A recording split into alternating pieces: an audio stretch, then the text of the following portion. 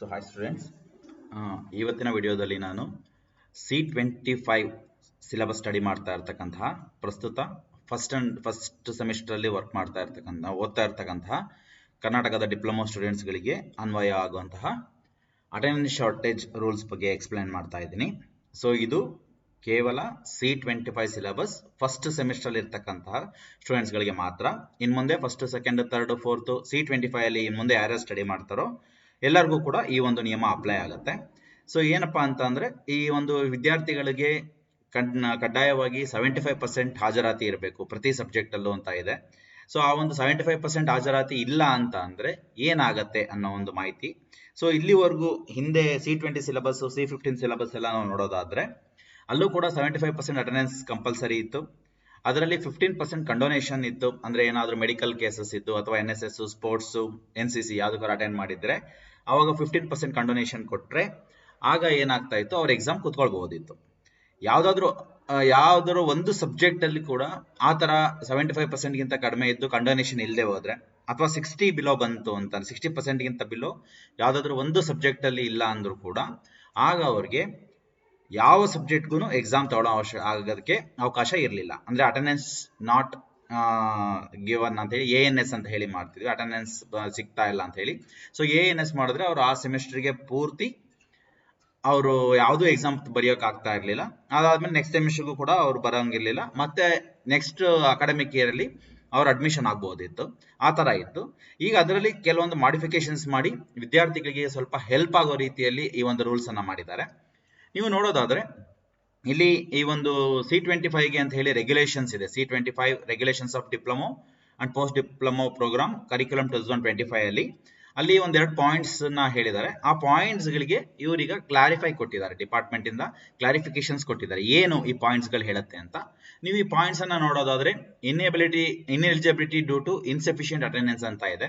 ಅಂದ್ರೆ ಯಾವ ಒಂದು ಸ್ಟೂಡೆಂಟ್ ಮಿನಿಮಮ್ ಅಟೆಂಡೆನ್ಸ್ ರಿಕ್ವೈರ್ಮೆಂಟ್, ಅಂದ್ರೆ ಪ್ರತಿ ಸಬ್ಜೆಕ್ಟ್ ಅಲ್ಲೂ ಕೂಡ 75% ಅಟೆಂಡೆನ್ಸ್ ಇರಬೇಕು ಅನ್ನೋದು ಮಿನಿಮಮ್ ಅಟೆಂಡೆನ್ಸ್ ರಿಕ್ವೈರ್ಮೆಂಟ್. ಅದು even after the grant of condonation, ಅಂದ್ರೆ 15% ನಿಮ್ಗೆ ಕಾಂಡೋನೇಷನ್ ಮಾರ್ಜಿನ್ ಇರುತ್ತೆ. ಅಂದ್ರೆ ಹೇಳದ್ನಲ್ಲ, ಮೆಡಿಕಲ್ ಅಥವಾ ಸ್ಪೋರ್ಟ್ಸ್, NCC, NSS ಯಾವ್ದಾದ್ರು ಕಾರ್ಯಕ್ರಮಗಳಲ್ಲಿ ಭಾಗವಹಿಸಿದ್ರೆ ಅವ್ರಿಗೊಂದು 15% ಅಟೆಂಡೆನ್ಸ್ ನ ಅವ್ರಿಗೆ ಗ್ರೇಸ್ ತರ ಕಾಂಡೋನೇಷನ್ ಕೊಡ್ತಾರೆ. ಹಾಗಾಗಿ 60% ಅಟೆಂಡೆನ್ಸ್ ಪ್ರತಿ ಸಬ್ಜೆಕ್ಟ್ ಅಲ್ಲೂ ಕೂಡ 60% ಅಟೆಂಡೆನ್ಸ್ ಗಿಂತ ಏನಾದ್ರೂ ಕಡಿಮೆ ಯಾವ್ದಾದ್ರು ಒಂದು ಸಬ್ಜೆಕ್ಟ್ ಅಲ್ಲಿ, ಎಲ್ಲಾ ಸಬ್ಜೆಕ್ಟ್ ಅಲ್ಲೂ 60% ಗಿಂತ ಅಟೆಂಡೆನ್ಸ್ ಜಾಸ್ತಿನೇ ಇರಬೇಕು, 75 ಮೇಲೆ ಇರಬೇಕು. ಸ್ಪೆಷಲ್ ಕೇಸ್ಗಳಲ್ಲಿ ಮಾತ್ರ ಕಾಂಡೋನೇಷನ್ ಕೊಡ್ತಾರೆ. ಸೊ ಅದು ಸೇರಿಸ್ಕೊಂಡ್ರೆ 60% ಗಿಂತ ಬಿಲೋ ಯಾವ್ದಾದ್ರು ಒಂದು ಸಬ್ಜೆಕ್ಟ್ ಅಲ್ಲಿ ಇದ್ರೂ ಕೂಡ ಅವ್ರಿಗೆ ಆ ಒಂದು ಸೆಮಿಸ್ಟರ್ ಎಕ್ಸಾಮ್ ಪೂರ್ತಿ ಅಟೆಂಡ್ ಮಾಡ್ಲಿಕ್ಕೆ ಅವಕಾಶ ಇರಲಿಲ್ಲ ಮುಂಚೆ. ಆಯ್ತಲ್ಲ? ಸೊ ಅದನ್ನೇ ಹೇಳಿದ್ದಾರೆ, even after the grant of condonation shall be deemed to be ineligible to appear for the semester end examination ಅಂತ.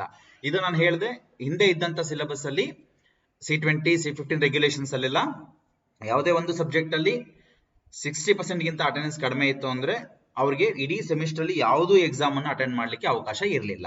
ಆದರೆ ಇಲ್ಲೇನ್ ಮಾಡಿದ್ದಾರೆ, ಆ ಒಂದು ಈ C25 ರೆಗ್ಯುಲೇಷನ್ಸ್ ಅಲ್ಲಿ ಯಾವ್ದಾದ್ರು ಒಂದು ಸಬ್ಜೆಕ್ಟ್ ಅಲ್ಲಿ 75% ಗಿಂತ ಅಟೆಂಡೆನ್ಸ್ ಕಡಿಮೆ ಇದ್ದು ಇವನ್ ಆಫ್ಟರ್ 15% ಕಾಂಡೋನೇಷನ್ ಕೊಟ್ಟರು ಕೂಡ ಅವಾಗ ಅಟೆಂಡೆನ್ಸ್ 60% ಬಿಲೋನೇ ಇತ್ತು ಅಂದ್ರೆ ಆಗ ಆ ವಿದ್ಯಾರ್ಥಿ ಆ ಒಂದು ಸಬ್ಜೆಕ್ಟ್ ಅನ್ನ ಮಾತ್ರ ಎಕ್ಸಾಮ್ ಬರೆಯೋ ಹಾಗಿಲ್ಲ ಅಂತ ಹೇಳಿ ಹೊಸದಾಗಿ ಹೇಳಿದ್ದಾರೆ.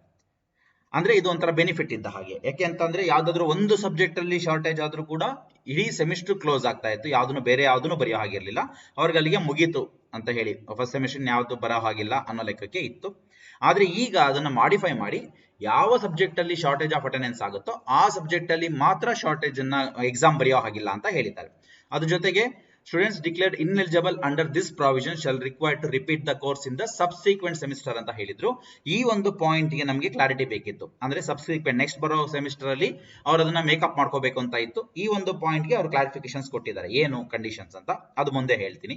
ಇನ್ನು ಜನರಲ್ ಎಲಿಜಿಬಿಲಿಟಿ ನೋಡೋದಾದ್ರೆ, a candidate must register their name for the examination for the current semester and fulfil the attendance requirement to be eligible for promotion to the higher semester. ಅಂದ್ರೆ ಯಾವ್ಯಾವ ಒಂದು ವಿದ್ಯಾರ್ಥಿ ಎಲ್ಲಾ ಸಬ್ಜೆಕ್ಟ್ ಗಳನ್ನು ಅಟೆಂಡೆನ್ಸ್ ಅನ್ನ correct ಆಗಿ 75 above ಇದ್ದು ಅದಾದ್ಮೇಲೆ ಎಲ್ಲಾ ಸಬ್ಜೆಕ್ಟ್ ಎಕ್ಸಾಮ್ ಫೀಸ್ ಕಟ್ಟಿದ್ರೆ ಮಾತ್ರ ಅವರು ನೆಕ್ಸ್ಟ್ ಸೆಕೆಂಡ್ ಸೆಮಿಸ್ಟರ್ಗೆ ಆಟೋಮೆಟಿಕಲಿ ಎಲಿಜಿಬಲ್ ಆಗ್ತಾರೆ. ಅವ್ರ ಎಕ್ಸಾಮ್ ಅಲ್ಲಿ ಬರಿಬಹುದು, ಬಿಡ್ಬಹುದು, ಪಾಸ್ ಆಗ್ಬಹುದು, ಬಿಡ್ಬಹುದು, ತೊಂದರೆ ಇಲ್ಲ. ಆದ್ರೆ ಅಟೆಂಡೆನ್ಸ್ ಎಲ್ಲಾ ಸಬ್ಜೆಕ್ಟ್ ಅಲ್ಲೂ 75% ಇದ್ದು ಎಲ್ಲಾ ಸಬ್ಜೆಕ್ಟ್ ಅನ್ನು ಅವರು ಎಕ್ಸಾಮಿನೇಷನ್ ಫೀಸ್ ಕಟ್ಟಿದ್ರು ಅಂದ್ರೆ automatically they will be eligible for second semester ಅಂತ ಇತ್ತು. ಓಕೆ, ಈಗ ಅವರು ಈ ಒಂದು ಆರ್ಡರ್ ಅಲ್ಲಿ ಕ್ಲಾರಿಟಿ ಕೊಟ್ಟಿರೋದು ಏನಪ್ಪಾ ಅಂದ್ರೆ ಈ ಸಬ್ಸಿಕ್ವೆಂಟ್ ಸೆಮಿಸ್ಟರ್ ಇತ್ತಲ್ಲ ಅದಕ್ಕೆ ಕ್ಲಾರಿಟಿ ಕೊಟ್ಟಿದ್ದಾರೆ. ಏನು ಜಾರಿ ವಿಧಾನ ಅಂತ ನೋಡೋಣ. ಸೊ ನಿಮಗೆ ವಿದ್ಯಾರ್ಥಿಗಳು ಹಾಲಿ ವ್ಯಾಸಂಗ ಮಾಡುತ್ತಿರುವ ಸೆಮಿಸ್ಟರ್ ಅಲ್ಲಿ ಎಲ್ಲಾ ವಿಷಯಗಳಲ್ಲಿ ನಿಯಮಾನುಸಾರ ಕನಿಷ್ಠ ಹಾಜರಾತಿ ಅವಶ್ಯಕತೆ ಪೂರೈಸಿದ್ರೆ, ಅಂದ್ರೆ ಈಗ ಸಪೋಸ್ 5 ಸಬ್ಜೆಕ್ಟ್ಸ್ ಇತ್ತು ನಿಮ್ಮ ಫಸ್ಟ್ ಸೆಮಿಸ್ಟರ್ ಅಲ್ಲಿ ಅಂತ ಈಗ ನಾವು ಹೇಳೋದಾದ್ರೆ, ಆ 5 ಸಬ್ಜೆಕ್ಟ್ ಗಳಲ್ಲೂ ಪ್ರತಿ ಸಬ್ಜೆಕ್ಟ್ ಅಲ್ಲೂ ಕೂಡ 75% ಗಿಂತ ಅಟೆಂಡೆನ್ಸ್ ಜಾಸ್ತಿ ಇತ್ತು ಅಂದ್ರೆ ಆಟೋಮೆಟಿಕಲಿ ಅವರು ಎಕ್ಸಾಮ್ ಫೀಸ್ ಕಟ್ಟಲೇಬೇಕಾಗತ್ತೆ. ಎಕ್ಸಾಮ್ ಫೀಸ್ ಕಟ್ಟಿದ್ರೆ ಆಟೋಮೆಟಿಕಲಿ ಅವರು ಸೆಕೆಂಡ್ ಸೆಮಿಸ್ಟರ್ಗೆ ಎಲಿಜಿಬಲ್ ಆದ ಹಾಗೆ. ಅವ್ರ ಎಕ್ಸಾಮ್ ಬರೀಬಹುದು ಬಿಡಬಹುದು, ತೊಂದರೆ ಇಲ್ಲ. ಬಟ್ ಎಕ್ಸಾಮ್ ಫೀಸ್ ಕಟ್ಟಿದ್ರು ಅಂದ್ರೆ ಸಾಕು, they are eligible for second semester ಅಂತ ಹೇಳಿ. ಇದರಲ್ಲಿ ಏನು ತೊಂದರೆ ಇಲ್ಲ ನಮಗೆ, ಯಾಕೆಂದ್ರೆ ಎಲ್ಲರೂ ಕೂಡ ಕ್ಲಾಸ್ಗಳಿಗೆ ಅಟೆಂಡ್ ಆಗ್ತಾರೆ. ಹಾಗಾಗಿ ಅವ್ರ ಕ್ಲಾಸ್ಗೆ ಅಟೆಂಡ್ ಆಗಿದ್ದಾರೆ ಅಂದ್ರೆ 99% ಅವ್ರ ಎಕ್ಸಾಮ್ ಫೀಸ್ ಕಟ್ಟೇ ಇರ್ತಾರೆ. So automatically they are eligible for second semester ಆಗತ್ತೆ. ಓಕೆ, ಇಲ್ಲಿ ಸಮಸ್ಯೆ ಏನಪ್ಪಾ ಅಂದ್ರೆ ವಿದ್ಯಾರ್ಥಿಗಳು ಹಾಲಿ ವ್ಯಾಸಂಗ ಮಾಡುತ್ತಿರುವ ಸೆಮಿಸ್ಟರ್ನ ವಿಷಯದಲ್ಲಿ ಕಾಂಡೋನೇಷನ್ ನೀಡಿದ ನಿಂತಿರವು ಕನಿಷ್ಠ ಹಾಜರಾತಿ ಅವಶ್ಯಕತೆ ಪೂರೈಸಲು ವಿಫಲರಾದಲ್ಲಿ ತಕ್ಷಣದ ಮುಂದಿನ ಉನ್ನತ ಸೆಮಿಸ್ಟರ್ಗೆ ಪ್ರವೇಶ ಪಡೆಯಲು ಅನರ್ಹರಾಗಿರುತ್ತಾರೆ. ಅಂದ್ರೆ 5 ಸಬ್ಜೆಕ್ಟ್ಗಳಲ್ಲಿ ಯಾವ್ದಾದ್ರು ಒಂದು ಸಬ್ಜೆಕ್ಟ್ ಅಲ್ಲಿ 75% ಗಿಂತ ಕಡಿಮೆ ಇತ್ತು ಅಂತ ಅನ್ಕೊಳ್ಳಿ, ಅಲ್ಲಿ ನಿಮಗೆ 15% ರಿಲ್ಯಾಕ್ಸೇಷನ್ ಕೊಡ್ಲಿಕ್ಕೆ ಅವಕಾಶ ಇದೆ. ಮೆಡಿಕಲ್ ಗ್ರೌಂಡ್ಸ್ ಮೇಲೆ, NCC, NSS ಸ್ಪೋರ್ಟ್ಸ್ ಗ್ರೌಂಡ್ ಮೇಲೆ ಕೊಡ್ಲಿಕ್ಕೆ ಅವಕಾಶ ಇದೆ.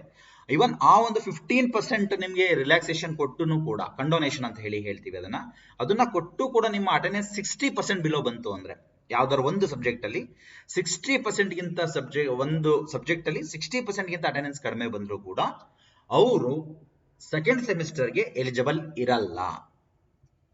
Hope you understood this. ಯಾವ್ದಾದ್ರು ಒಂದು ಸಬ್ಜೆಕ್ಟ್ ಅಲ್ಲಿ 60% ಗಿಂತ ಅಟೆಂಡೆನ್ಸ್ ಕಡಿಮೆ ಬಂತು ಅಂತ ಅಂದ್ರೆ ಆಗ ಅವರು ಸೆಕೆಂಡ್ ಸೆಮಿಸ್ಟರ್ಗೆ ಅವ್ರಿಗೆ ಎಲಿಜಿಬಿಲಿಟಿ ಇಲ್ಲ. So they are not eligible for second semester. So ಅವರು ನೆಕ್ಸ್ಟ್ ಸೆಕೆಂಡ್ ಸೆಮಿಸ್ಟರ್ಗೆ ಕ್ಲಾಸಿಗೆ ಬರೋ ಹಾಗಿಲ್ಲ. That is clear. ಅದು ಮುಂಚೆನೂ ಇತ್ತು, ಈಗಲೂ ಕೂಡ ಅದೇ ತರ ಇದೆ. ಆಯ್ತಲ್ಲ, ಅದ್ರಲ್ಲೇನು ಡೌಟ್ ಇಲ್ಲ, ಅದ್ರಲ್ಲೇನು ಚೇಂಜಸ್ ಆಗಿಲ್ಲ.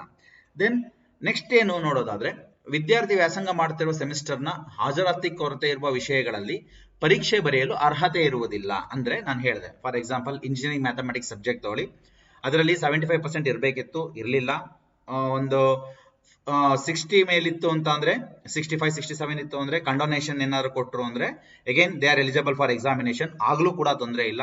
But if they get 50% attendance ಬಂತು ಮ್ಯಾಥಮೆಟಿಕ್ಸ್ ಅಲ್ಲಿ ಅಂತ ಅಂದಾಗ ದೆನ್ ಅವರು ಆ ಒಂದು ಸಬ್ಜೆಕ್ಟ್ಗೆ ಅಟೆಂಡೆನ್ಸ್ ಶಾರ್ಟೇಜ್ ಆಗ್ತಾರೆ, ANS ಆಗ್ತಾರೆ. ಆ ಒಂದು ಸಬ್ಜೆಕ್ಟ್ ಅನ್ನ ಎಕ್ಸಾಮ್ ಬರೀಲಿಕ್ಕೆ ಅವ್ರಿಗೆ ಅವಕಾಶ ಇರೋದಿಲ್ಲ. ಆದ್ರೆ ಬೇರೆ ಇನ್ನ 4 ಸಬ್ಜೆಕ್ಟ್ಸ್ ಇರುತ್ತೆ, ಆ 4 ಸಬ್ಜೆಕ್ಟ್ಸ್ ಅಲ್ಲಿ ಅಟೆಂಡೆನ್ಸ್ ಮೋರ್ ದ್ಯಾನ್ 60% ಇರುತ್ತೆ ಅಥವಾ ಮೋರ್ ದ್ಯಾನ್ 75% ಇರುತ್ತೆ ಅಂದಾಗ ಅಲ್ಲಿ ಸೆಕೆಂಡ್ ಕ್ರೈಟೀರಿಯಾ ಏನ್ ನೋಡ್ತಾರೆ, ಇಂಟರ್ನಲ್ ಮಾರ್ಕ್ಸ್. ಇಂಟರ್ನಲ್ ಮಾರ್ಕ್ಸ್ ನಿಮಗೆ ಗೊತ್ತಿರೋ ಹಾಗೆ 40% ಇಂಟರ್ನಲ್ ಮಾರ್ಕ್ಸ್ ಇರಬೇಕು. 50ಕ್ಕೆ 20 ಮಾರ್ಕ್ಸ್ ಇಂಟರ್ನಲ್ ಇದ್ರೆ ಅದರಲ್ಲೂ ಕೂಡ ಎಲಿಜಿಬಿಲಿಟಿ ಬಂತು ಅಂದ್ರೆ ಆಗ ಅವ್ರು ಆ ಎಲ್ಲಾ ಸಬ್ಜೆಕ್ಟ್ ಎಕ್ಸಾಮ್ಸ್ ಬರೀಬಹುದು. ಸೊ ನಾನು ಹೇಳಿದ ಅರ್ಥ ಆಯ್ತು ಅಂತ ಅನ್ಕೊಳ್ತೀನಿ. 5 ಸಬ್ಜೆಕ್ಟ್ಸ್ ಇದೆ, 5ರಲ್ಲಿ ಒಂದು ಸಬ್ಜೆಕ್ಟ್ ಅಲ್ಲಿ ಅಟೆಂಡೆನ್ಸ್ 50% ಇದೆ, ಇನ್ನ ಬೇರೆ ಎಲ್ಲಾ ಸಬ್ಜೆಕ್ಟ್ಸ್ ಅಲ್ಲೂ ಮೋರ್ ದ್ಯಾನ್ 60% ಅದು ಮೋರ್ ದ್ಯಾನ್ 75% ಇದೆ. ಆಗ ಅವರು ಮ್ಯಾಥಮೆಟಿಕ್ಸ್ ಸಬ್ಜೆಕ್ಟ್ ನ ಮಾತ್ರ ಎಕ್ಸಾಮ್ ಬರೀಲಿಕ್ಕೆ ಅವಕಾಶ ಇಲ್ಲ. ಇವನ್ ಅವ್ರಿಗೆ IA ಇದ್ರೂ ಕೂಡ ಅವರು ಮ್ಯಾಥಮೆಟಿಕ್ಸ್ ಸಬ್ಜೆಕ್ಟ್ ಅನ್ನ ಎಕ್ಸಾಮ್ ಬರೀಲಿಕ್ಕೆ ಅವಕಾಶ ಇರೋದಿಲ್ಲ.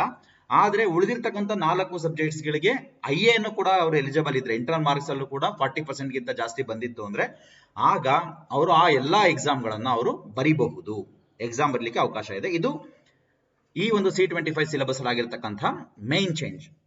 ಹಿಂದೆ C20, C15 ನೋಡೋದಾದ್ರೆ ಒಂದು ಸಬ್ಜೆಕ್ಟ್ ಅಲ್ಲಿ ಬಿಲೋ 60 ಇತ್ತು ಅಂದ್ರೆ ಅವ್ರು ಯಾವುದೇ ಸಬ್ಜೆಕ್ಟ್ ಅನ್ನು ಎಕ್ಸಾಮ್ ಬರೆಯಂಗಿರ್ಲಿಲ್ಲ, ಹೋಲ್ಸೇಲ್ ಕ್ಲೋಸ್ ಅಂತಾನೆ ಸೆಕೆಂಡ್ ಸೆಮಿಸ್ಟರ್ ಬರೋ ಹಾಗಿರ್ಲಿಲ್ಲ. ಮತ್ತೆ ನೆಕ್ಸ್ಟ್ ಇಯರ್ ಅಲ್ಲಿ, ನೆಕ್ಸ್ಟ್ ಅಕಾಡೆಮಿಕ್ ಇಯರ್ ಅಲ್ಲಿ ಫಸ್ಟ್ ಇಯರ್ಗೆ ಮತ್ತೆ ರೀಅಡ್ಮಿಷನ್ ಆಗಿ ಬರಬಹುದಿತ್ತು. ಆದ್ರೆ ಈಗ ಆತರ ಒಂದು ವರ್ಷದಲ್ಲಿ ತುಂಬಾ ಕಲ್ತಿರೋದೆಲ್ಲ ವೇಸ್ಟ್ ಆಗಬಾರ್ದು ಅನ್ನೋ ಕಾರಣಕ್ಕೋಸ್ಕರ ಒಂದು ಸಬ್ಜೆಕ್ಟ್ ಅಲ್ಲಿ ಯಾವ ಸಬ್ಜೆಕ್ಟ್ ಅಲ್ಲಿ ಶಾರ್ಟೇಜ್ ಅಟೆಂಡೆನ್ಸ್ ಇರುತ್ತೋ ಆ ಸಬ್ಜೆಕ್ಟ್ ಅನ್ನ ಮಾತ್ರ ಎಕ್ಸಾಮ್ ಬರೆಯೋ ಹಂಗಿಲ್ಲ. ಉಳಿದಿರೋ ಎಲ್ಲಾ ಸಬ್ಜೆಕ್ಟ್ಸ್ ಗಳದ್ದು ಅಟೆಂಡೆನ್ಸ್ ಇದ್ದು IA ಮಾರ್ಕ್ಸ್ ಇತ್ತು ಅಂದ್ರೆ ಆ ಸಬ್ಜೆಕ್ಟ್ಸ್ ಗಳನ್ನ ಬರೀಬಹುದು. ಆದ್ರೆ ಸೆಕೆಂಡ್ ಸೆಮಿಸ್ಟರ್ಗೆ ಅವ್ರಿಗೆ ಎಲಿಜಿಬಿಲಿಟಿ ಇರೋದಿಲ್ಲ, ಅವ್ರು ಮತ್ತೆ ನೆಕ್ಸ್ಟ್ ಇಯರೇ ಬರಬೇಕಾಗತ್ತೆ. ಅಲ್ಲಿ ಅದರಲ್ಲಂತೂ ಚೇಂಜಸ್ ಇಲ್ಲ. ಇಲ್ಲಿ ಅದರಲ್ಲಿ ಏನು ಅಂತ ಅಂದ್ರೆ ಈಗ ಇನ್ನೊಂದು ಮೇನ್ ಚೇಂಜಸ್ ಏನಂದ್ರೆ, ಈಗ ಆ ವಿದ್ಯಾರ್ಥಿ ಮ್ಯಾಥಮೆಟಿಕ್ಸ್ ಬರೆಯಲ್ಲ, ಮ್ಯಾಥಮೆಟಿಕ್ಸ್ ಅಲ್ಲಿ ಶಾರ್ಟೇಜ್ ಇತ್ತು, ಮ್ಯಾಥಮೆಟಿಕ್ಸ್ ಎಕ್ಸಾಮ್ ಬರೆಯಲ್ಲ. ಬಟ್ ಉಳಿದಿರ್ತಕ್ಕಂಥ 4 ಎಕ್ಸಾಮ್ ಬರೀತಾರೆ, ಪಾಸ್ ಆಗ್ತಾರೋ ಬಿಡ್ತಾರೋ ಅದು ಬೇರೆ. ಅದಾದ್ಮೇಲೆ ಸೆಕೆಂಡ್ ಸೆಮಿಸ್ಟರ್ ಬರೋ ಹಾಗಿಲ್ಲ. ಓಕೆ, ಅದು ಫಿಕ್ಸೆಡ್, ಅದ್ರಲ್ಲಿ ಏನು ಚೇಂಜಸ್ ಇಲ್ಲ. ಆದ್ರೆ ಅದಾದ್ಮೇಲೆ ಅವ್ರು ಮತ್ತೆ ನೆಕ್ಸ್ಟ್ ಅಕಾಡೆಮಿಕ್ ಇಯರ್ ಅಲ್ಲಿ 2026-27ರಲ್ಲಿ ಮತ್ತೆ ಫಸ್ಟ್ ಇಯರ್ಗೆ ರೀಅಡ್ಮಿಷನ್ ಆಗ್ತಾರೆ. ರೀಅಡ್ಮಿಷನ್ ಆದಾಗ ಅಲ್ಲಿ ಏನಪ್ಪಾ ಅಂತ ಅಂದ್ರೆ ಅವರು ಎಕ್ಸಾಮ್ ಪಾಠವನ್ನ ಕೇಳೋದು ಓನ್ಲಿ ಮ್ಯಾಥಮೆಟಿಕ್ಸ್ ಸಬ್ಜೆಕ್ಟ್ ಮಾತ್ರ. ಅವರು ರೆಗ್ಯುಲರ್ ಎಲ್ಲ ವಿದ್ಯಾರ್ಥಿಗಳ ತರನೇ ಅಡ್ಮಿಷನ್ಸ್ ಕೂಡ ಹಾಕ್ತಾರೆ, ರೀಅಡ್ಮಿಷನ್ ಹಾಕ್ತಾರೆ. ಆದ್ರೆ ರೀಅಡ್ಮಿಷನ್ ಆದಾಗ ಅವ್ರು ಏನ್ ಮಾಡ್ತಾರೆ, ಆ ಒಂದು ಮ್ಯಾಥಮೆಟಿಕ್ಸ್ ಸಬ್ಜೆಕ್ಟ್ ಮಾತ್ರ ಕ್ಲಾಸಸ್ ಅಟೆಂಡ್ ಮಾಡ್ತಾರೆ, ಅದಕ್ಕೆ ಮಾತ್ರ ಅಟೆಂಡೆನ್ಸ್ ಹಾಕ್ತಾರೆ, ಅದಕ್ಕೆ ಮಾತ್ರ ಇಂಟರ್ನಲ್ಸ್ ಬರೀತಾರೆ. ಅಲ್ಲಿ ಆಗ ಅಟೆಂಡೆನ್ಸ್ ಅನ್ನ 75% ಮೇಲ್ಗಡೆ ತಗೊಂಡು IA ಮಾರ್ಕ್ಸ್ ಎಲಿಜಿಬಲ್ ಇತ್ತು ಅಂದ್ರೆ ಆಗ ಆ ಸೆಮಿಸ್ಟರ್ ಅಲ್ಲಿ ಅವ್ರು ಅದೊಂದು ಸಬ್ಜೆಕ್ಟ್ ಮಾತ್ರ ಎಕ್ಸಾಮ್ ಅನ್ನ ಬರೀತಾರೆ. ಯಾಕೆಂದ್ರೆ ಇವು 4 ಆಲ್ರೆಡಿ ಎಕ್ಸಾಮ್ ಬರ್ದಿರ್ತಾರೆ, ಪಾಸ್ ಆಗಿರ್ತಾರೋ ಫೇಲ್ ಆಗಿರ್ತಾರೋ, ಫೇಲ್ ಆಗಿದ್ರೆ ಮತ್ತೆ ಮತ್ತೆ ಬರ್ಕೊಳ್ತಾ ಹೋಗ್ತಾರೆ. ಎಲ್ಲವುದು ಪಾಸ್ ಆಗಿತ್ತು ಅಂದ್ರೆ ಇದೊಂದು ಸಬ್ಜೆಕ್ಟ್ ಉಳಿದಿರುತ್ತೆ, ಇದೊಂದು ಸಬ್ಜೆಕ್ಟ್ಗೆ ಅಟೆಂಡೆನ್ಸ್ ಸ್ಯಾಟಿಸ್ಫೈ ಮಾಡಬೇಕು, ಇದೊಂದು ಸಬ್ಜೆಕ್ಟ್ಗೆ IA ಸ್ಯಾಟಿಸ್ಫೈ ಮಾಡಬೇಕು, ಅದಾದ್ಮೇಲೆ ಇದೊಂದು ಸಬ್ಜೆಕ್ಟ್ ನ ಮಾತ್ರ ಎಕ್ಸಾಮ್ ಅಟೆಂಡ್ ಮಾಡಬೇಕು. ಅಂದ್ರೆ ಅವ್ರು ಡೈಲಿ ಕಾಲೇಜಿಗೆ ಬರ್ತಾರೆ, ಮ್ಯಾಥಮೆಟಿಕ್ಸ್ ಕ್ಲಾಸ್ ಮಾತ್ರ ಅಟೆಂಡ್ ಮಾಡ್ತಾರೆ, ಹೊರಟೋಗ್ತಾರೆ ಅಷ್ಟೇನೆ. ಮ್ಯಾಥಮೆಟಿಕ್ಸ್ ಲ್ಯಾಬ್ ಅಟೆಂಡ್ ಮಾಡ್ತಾರೆ, ಹೊರಟೋಗ್ತಾರೆ. ಬೇರೆ ಯಾವುದನ್ನು ಅಟೆಂಡ್ ಮಾಡೋ ಅವಶ್ಯಕತೆ ಇಲ್ಲ, ಬೇರೆ ಯಾವುದೇ ಲಿಸ್ಟ್ ಅಲ್ಲೂ ಕೂಡ ಅವರ ಹೆಸರು ಇರೋದಿಲ್ಲ. ಮ್ಯಾಥಮೆಟಿಕ್ಸ್ ಅಲ್ಲಿ ಮಾತ್ರ ಅವ್ರ ಸ್ಟೂಡೆಂಟ್ ಲಿಸ್ಟ್ ಅಲ್ಲಿ ಅವರ ಹೆಸರು ಬರುತ್ತೆ. ಅರ್ಥ ಆಯ್ತಲ್ಲ? ಇದು ಈಗ ಮಾಡಿರ್ತಕ್ಕಂತಹ ಮೈನ್ ಚೇಂಜ್. ಇದು ಒಂದು ಪಾಸಿಟಿವ್ ಅಂತಾನೆ ಹೇಳಬಹುದು. ಯಾಕೆ ಅಂತ ಅಂದ್ರೆ ಪಾಸಿಟಿವ್ ಅಂತ ನೀವು ನೋಡೋದಾದ್ರೆ ಇಲ್ಲಿ ಮೈನ್ ಥಿಂಗ್ ಏನಪ್ಪಾ ಅಂದ್ರೆ ಅವರು 4 ಸಬ್ಜೆಕ್ಟ್ ನ ಈಗ ಆಲ್ರೆಡಿ ಓದಿ ಪಾಸ್ ಮಾಡ್ಕೊಂಡಿರೋದ್ರಿಂದ ನೆಕ್ಸ್ಟ್ ಸೆಮಿಸ್ಟರ್ ಒಂದೇ ಸಬ್ಜೆಕ್ಟ್ ಬರೆದ್ರೆ ಸಾಕಾಗುತ್ತೆ. ಇಲ್ಲ ಅಂದ್ರೆ ಏನಾಗ್ತಾ ಇತ್ತು, ಮತ್ತೆ ಅವ್ರು ನೆಕ್ಸ್ಟ್ ಅಕಾಡೆಮಿಕ್ ಇಯರ್ಗೆ ಜಾಯ್ನ್ ಆದಾಗ ಪೂರ್ತಿ 5 ಸೆಮಿಸ್ಟರ್ನು ಇನ್ನೊಂದ್ಸರಿ ಎಕ್ಸಾಮ್ ತಗೋಬೇಕು, 5 ಸೆಮಿಸ್ಟರ್ ಪೂರ್ತಿ ರೆಗ್ಯುಲರ್ ಪಾಠ ಕ್ಲಾಸ್ ಕೇಳಬೇಕು, ಈ ರೀತಿ ಇರ್ತಾ ಇತ್ತು. ಬಟ್ ಈಗ ಅದನ್ನೆಲ್ಲ ಬದಲಾವಣೆ ಮಾಡಿ ಯಾವ ಸಬ್ಜೆಕ್ಟ್ ಅಲ್ಲಿ ನಿಮಗೆ ಶಾರ್ಟೇಜ್ ಆಫ್ ಅಟೆಂಡೆನ್ಸ್ ಇರುತ್ತೋ ಆ ಸಬ್ಜೆಕ್ಟ್ ಮಾತ್ರ ನಿಮಗೆ ಎಕ್ಸಾಮ್ ತಗೊಳ್ಳಿಕ್ಕೆ ಅವಕಾಶ ಇರೋದಿಲ್ಲ. ಮತ್ತೆ ನೀವು ಸೆಕೆಂಡ್ ಸೆಮಿಸ್ಟರ್ಗೆ ಎಲಿಜಿಬಲ್ ಇರಲ್ಲ. ಅದು ಮುಂದಿನ ಶೈಕ್ಷಣಿಕ ವರ್ಷದಲ್ಲಿ ನೆಕ್ಸ್ಟ್ ಅಕಾಡೆಮಿಕ್ ಇಯರ್ಗೆ ನೀವು ಅಡ್ಮಿಷನ್ ಆಗಬೇಕು, ರೀಅಡ್ಮಿಷನ್ ಆಗಬೇಕು. ರೀಅಡ್ಮಿಷನ್ ಆದ್ಮೇಲೆ ನೀವು ಅದೊಂದು ಸಬ್ಜೆಕ್ಟ್ಗೆ ಮಾತ್ರ ಕ್ಲಾಸಸ್ ಅಟೆಂಡ್ ಮಾಡಬೇಕು, ಅದೊಂದು ಸಬ್ಜೆಕ್ಟ್ಗೆ ಮಾತ್ರ IA ಬರೀಬೇಕು. ಅವೆರಡನ್ನು ಎಲಿಜಿಬಿಲಿಟಿ ತಗೊಂಡು ಅದೊಂದು ಸಬ್ಜೆಕ್ಟ್ಗೆ ಎಕ್ಸಾಮ್ ಬರ್ಕೊಂಡ್ರೆ ಸಾಕು. ಅದಾದ್ಮೇಲೆ ನೆಕ್ಸ್ಟ್ ಆಸ್ ಯೂಶುವಲ್ ಸೆಕೆಂಡ್ ಸೆಮಿಸ್ಟರ್ಗೆ ನೀವು ರೆಗ್ಯುಲರ್ ಆಗಿ ಎಲ್ಲರ ಜೊತೆನೂ ಕಂಟಿನ್ಯೂ ಆಗ್ತಾ ಹೋಗ್ತೀರಾ.